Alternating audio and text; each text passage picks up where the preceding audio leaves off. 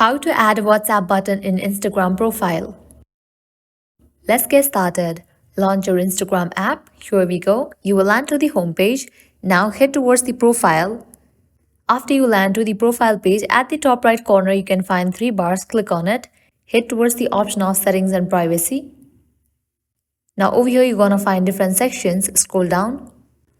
Under For Professional, you can find the option of account type and tools. Open that option. Now you have to switch your Instagram account to the business account. So click on this option of switch to professional account. Click on continue. Select what category best describes you and then click on done.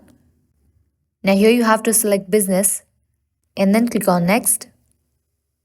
Provide your contact info and then click on the option next. After you switch your account to the business account, head towards your profile. Now click on this option edit profile. You'll see the section of public business information. Under that, you will find the option of contact options. Open that. Now you have to fill these. Provide your business email address, business phone number, and business address. After you type in these, you can click on the option add an action button, and with that, you will be able to add a WhatsApp button in Instagram profile. So this was all for this video. This is how you can easily add a WhatsApp button in Instagram profile. At the end, if you guys find this video helpful, don't forget to like, share, and subscribe. Thank you.